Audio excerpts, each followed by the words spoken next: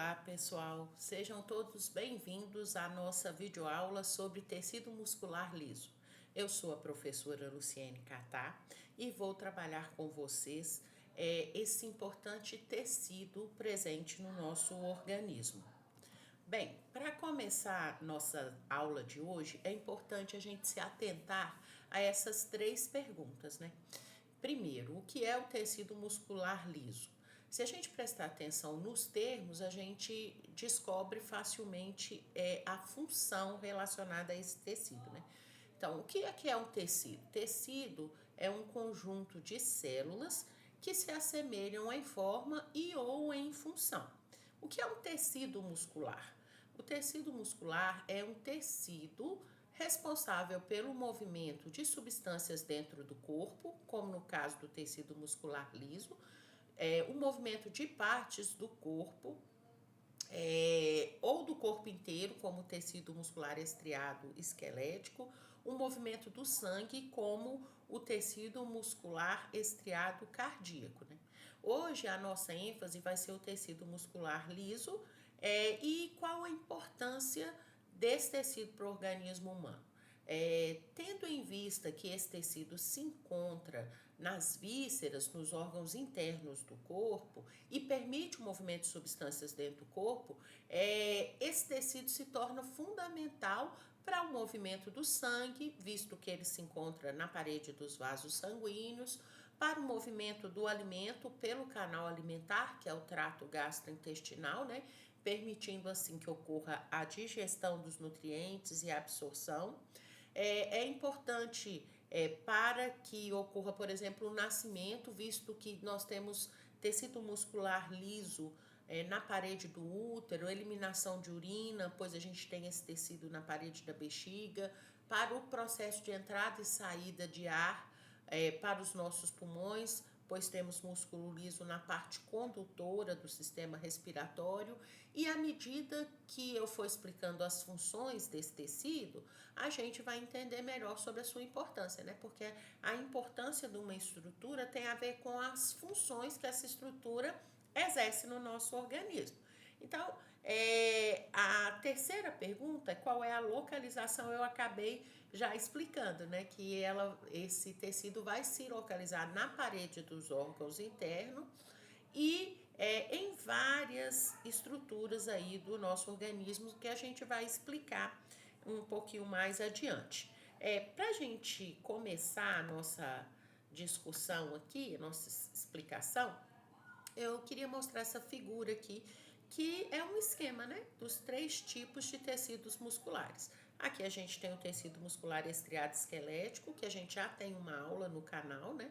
É um tecido formado por células chamadas fibras musculares. As células musculares são chamadas fibras musculares. No caso do tecido muscular estriado esquelético, a gente tem células longas, cilíndricas, multinucleadas e estriadas devido à estruturação em sarcômeros dos filamentos contráteis deslizantes, né? Esse tecido muscular estriado esquelético responde a estímulo nervoso e ele é responsável pelos movimentos voluntários. Aqui do lado a gente pode ver o tecido muscular estriado cardíaco, que se encontra formando a parte mais espessa da parede do coração, que é o nosso miocárdio atrial e miocárdio ventricular, formado por fibras, que são células achatadas, ramificadas, uni ou binucleadas e estriadas, o que indica a organização dos filamentos contráteis também em sarcômeros. E aqui a gente tem o tecido muscular não estriado, ou seja, o tecido muscular liso. O que a gente pode observar aqui, né? As células são fusiformes, ou seja, mais fininhas nas extremidades, mais largas no centro, são uninucleadas e não têm estriações, né? Ou seja, sua estrutura interna dos filamentos deslizantes não é em sarcômero. E nós vamos explicar mais adiante, então, como é essa organização. Então, dessa forma, a gente consegue ver os três subtipos de tecido muscular, a importância deles e os estímulos, né? cujo tecido muscular estriado esquelético vai responder a estímulos nervosos, o estriado cardíaco a estímulos nervosos e hormonais, e o liso é menos específico, né, respondendo a tecidos nervosos, a estímulos nervosos, hormonais, locais e até de estiramento, né? Então, vamos adiante. E vamos falar um pouquinho sobre as características gerais desse tecido muscular liso. Algumas delas a gente já falou. É importante ressaltar que a atividade de contração da musculatura lisa é uma atividade involuntária, ou seja, não está sob o nosso controle consciente, né?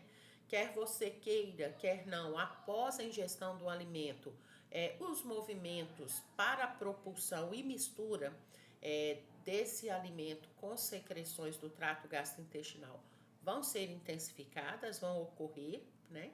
É, eu posso até dizer assim, se eu pedir para uma pessoa levantar um braço, ela levanta de acordo com sua vontade ou não levanta, porque aí eu estou falando de um movimento que depende da musculatura estriada esquelética. Mas se eu pedir para intensificar ou diminuir seus movimentos peristálticos, a pessoa não consegue, exatamente porque esses movimentos são decorrentes da contração das fibras musculares lisas, que tem função involuntária. Então, independente da nossa vontade, a gente vai ter aí as alterações, né, no funcionamento, a intensificação ou a lentificação do funcionamento contrátil dessas fibras lisas para ajuste sem que a gente precise se preocupar com eles, né? Então, a gente aumenta o movimento peristáltico após a ingestão do alimento, lentifica no período pós-absortivo, né? O fluxo sanguíneo também, independente da nossa vontade, pode aumentar para um órgão que está precisando de mais sangue devido ao processo de vasodilatação de arteríolas que suprem aquele tecido, diminuído o fluxo sanguíneo devido ao processo de vasoconstrição. Isso se deve à musculatura lisa da parede. Então, a gente não tem um controle voluntário, né? De função involuntária e essencial à nossa sobrevivência. Então, como eu disse anteriormente, existe um estímulo, um controle das fibras musculares lisas pelo sistema nervoso, mas pela divisão autônoma do sistema nervoso, né? O simpático e o parasimpático, e não a divisão somática, como no caso do músculo estriado esquelético. Mas responde também a hormônios. Um bom exemplo é a gente citar, né, a ocitocina, que induz contração da musculatura lisa uterina e é fundamental para o parto normal, né, para o parto fisiológico. E as sinais locais, né? Um bom exemplo que a gente pode colocar são os sinais produzidos pelo metabolismo aumentado aí de algum tecido, que geram relaxamento dessa musculatura lisa da parede dos vasos e vasodilatação com aumento de fluxo, né? E também, né, alguns sinais que geram contração dessa musculatura lisa da parede dos vasos, vasoconstrição e diminuição do fluxo, né? Esses sinais locais podem ser produzidos pelo próprio tecido ou podem também ser produzidos pelas próprias fibras lisas, né? Então, a gente vai estar falando disso sempre que for necessário, mas entendendo que uma característica muito importante do tecido muscular liso é essa capacidade de controle, não só pelo sistema nervoso autônomo, mas por hormônios e por sinais locais e até pelo estiramento. As fibras são fusiformes, como eu disse anteriormente, né? Se a gente olhar uma fibra muscular lisa, a gente vai ver que ela é mais fininha na extremidade e mais larga aqui no meio. A gente não tem organização de sarcômero. Os filamentos finos ficam presos em estruturas chamadas corpos densos, que são essas bolinhas aqui. Então, a contração devido ao deslizamento dos filamentos finos sobre os grossos ocorre em várias direções, fazendo com que a fibra se contraia também em várias direções, né, e saia desse formato fusiforme e fique praticamente esférica, então. E a gente, então, olhando aí na microscopia, a gente não vê estriações, ou seja, a gente não consegue ver bandas claras e nem bandas escuras, porque a gente não tem essa estrutura de sarcômero como a gente tem no tecido muscular estriado, tanto esquelético quanto cardíaco. Outro ponto importante é que a gente vai ter, além dos corpos densos, onde se prendem os filamentos finos de actina, a gente vai ter os filamentos grossos de miosina, com algumas características próprias, né, dessa miosina da musculatura lisa, e filamentos intermediários. Aqui, então, nessa figura, a gente consegue ver a fibra lisa relaxada e aqui contraída, né? Mostrando que o mecanismo que gera a contração é muito parecido com o mecanismo que gera a contração da musculatura esquelética, ou seja, é o mecanismo dos filamentos deslizantes, onde os filamentos finos deslizam sobre os grossos, gerando a contração. Mas no caso, né, devido à não organização em sarcômero, a ausência dos sarcômeros e a presença dos corpos densos, a contração ocorre em várias direções, não somente numa direção, gerando uma fibra de dimensões bem diminuídas no momento da contração e num formato mais esférico do que fusiforme, né? Outro ponto importante é a gente entender aí essas funções do tecido liso e a relação dessas funções com a nossa sobrevivência, né? Então, aqui a gente pode ver uma estrutura do trato gastrointestinal, né? E o movimento do alimento por essa estrutura tubular, onde eu tenho contração de duas camadas de músculo liso, né? O músculo liso circular, o músculo liso longitudinal, que vão permitir que mesmo que eu esteja de cabeça para baixo, o alimento vá sempre da boca em direção ao ânus, passando por todo o canal alimentar, todo o trato gastrointestinal. Essa presença de duas camadas de músculo liso vai permitir, então, a formação de um anel de constrição sobre o alimento e um efeito de esteira, empurrando esse alimento sempre na direção correta, né?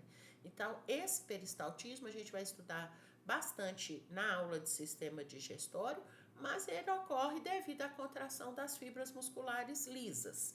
E é fundamental, né? Porque se a gente não digere o alimento, a gente não absorve o nutriente. E sem absorver o nutriente, o metabolismo celular fica deficitário, né? Não vai ocorrer de forma correta.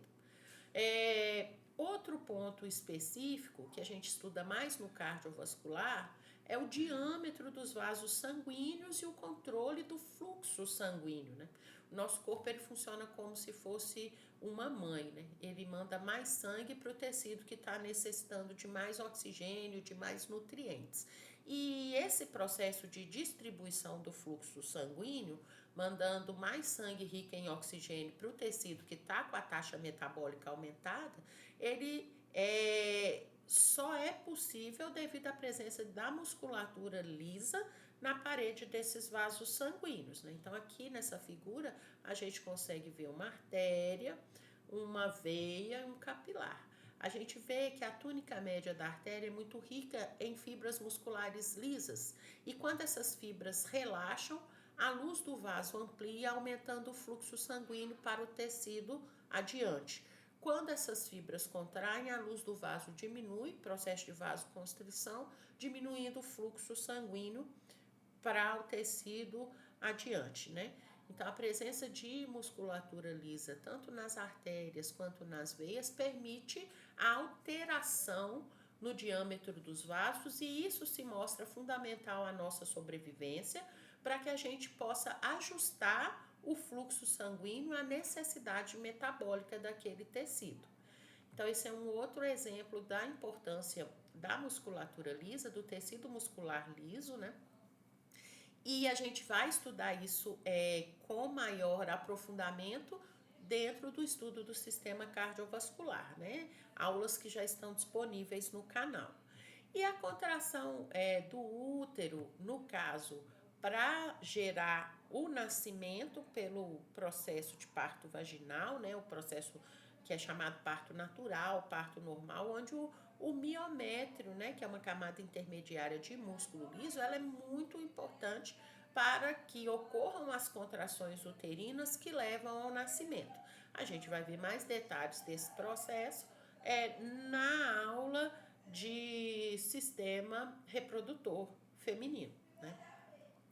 E aqui a gente também vê a bexiga urinária, que precisa se contrair devido à contração do músculo liso para micção, para eliminação de urina, levando para fora do nosso corpo os resíduos metabólicos, né?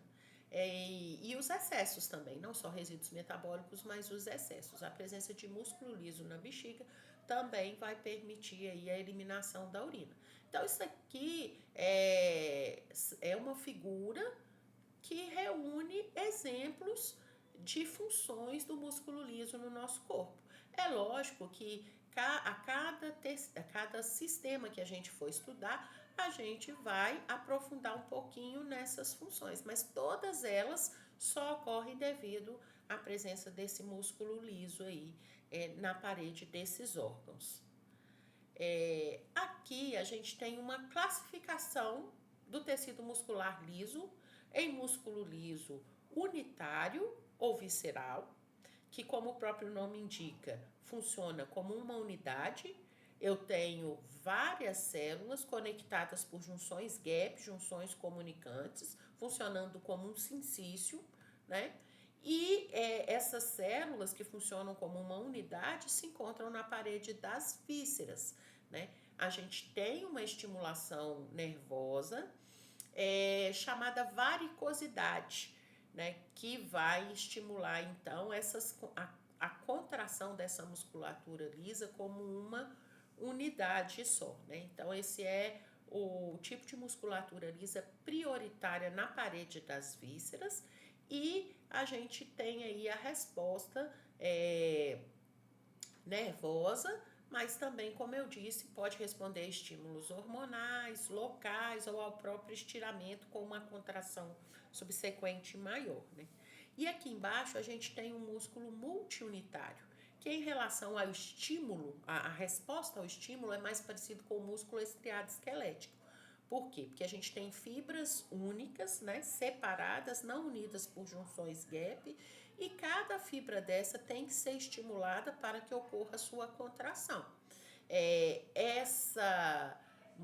Esse tecido muscular liso, essa musculatura lisa, né, ela também vai responder a uma varicosidade neuronal autonômica, né, assim como o visceral, mas cada célula precisa receber o seu próprio estímulo para responder a um estímulo individualmente, vamos dizer assim. E onde que eu encontro esse tecido muscular multiunitário, né? No músculo ciliar do olho, no músculo da íris do olho, nos músculos piloeretores, né? Ou seja, os músculos eretores do pelo.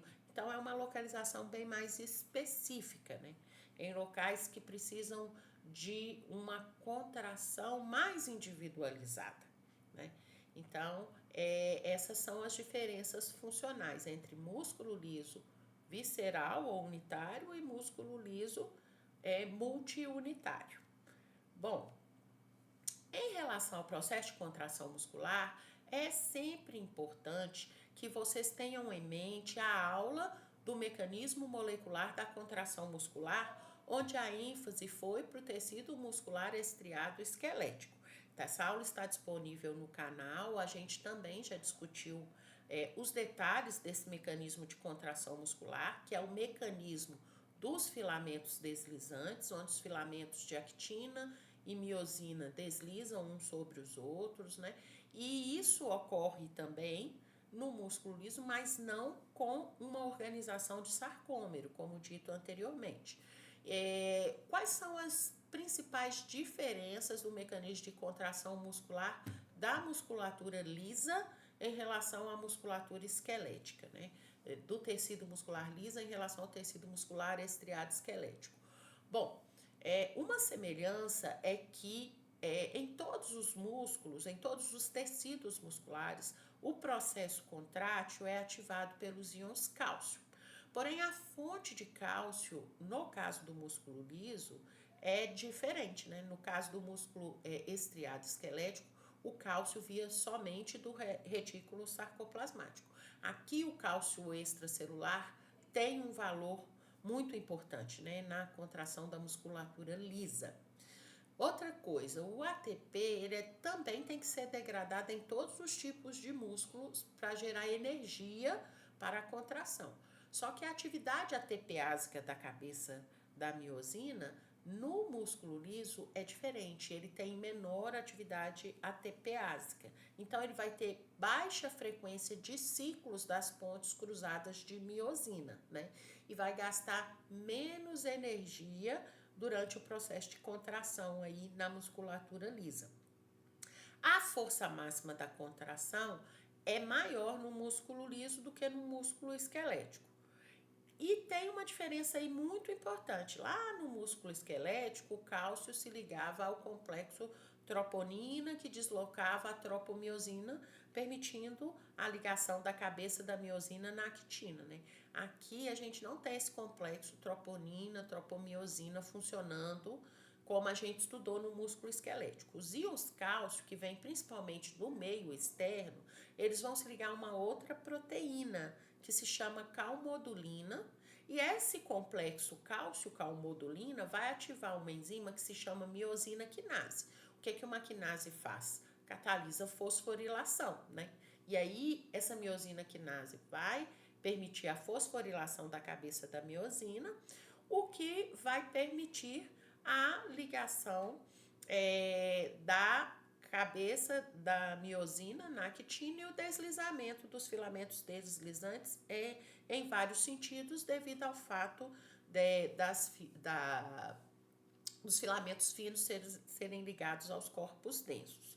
Então, aqui eu reforço que a contração do músculo liso depende da concentração extracelular de íons cálcio, enquanto no tecido muscular estriado esquelético, nós vamos ter uma dependência exclusiva do cálcio que sai do retículo sarcoplasmático. Para quem ainda tem dúvida, volta lá no canal, assiste a aula sobre o mecanismo molecular da contração muscular, sobre a contração do músculo estriado esquelético, que vai ficar mais fácil de compreender, né? Então, aqui a gente tem um resumo do processo molecular de contração muscular na musculatura lisa, né? Então, aqui a gente tem o leque, que é o líquido extracelular, e o cálcio é sempre maior no leque do que no líquido. A gente tem um retículo sarcoplasmático menos desenvolvido, que funciona como um pequeno armazém de cálcio, né? Então, quando o cálcio extracelular entra, devido ao estímulo específico, isso induz a saída de cálcio do retículo. E aí esse cálcio se liga à proteína calmodulina, formando um complexo cálcio-calmodulina. Esse complexo cálcio-calmodulina ativa a enzima quinase de cadeia leve da miosina. Essa enzima, estando então ativa, fosforila as cabeças, né, da miosina, aumentando a atividade da miosina ATPase, o que permite então as ligações cruzadas entre miosina do filamento grosso e actina do filamento fino e o mecanismo molecular de contração muscular. Então, essa é a aula que eu queria estar passando para vocês. Esse é um conhecimento muito importante para que a gente possa chegar, então, na fisiologia muscular lisa e associando aí as características do tecido muscular liso, unitário, multiunitário, com o funcionamento do corpo como um todo, a gente entende a importância desse conhecimento. Muito obrigada e até a próxima aula.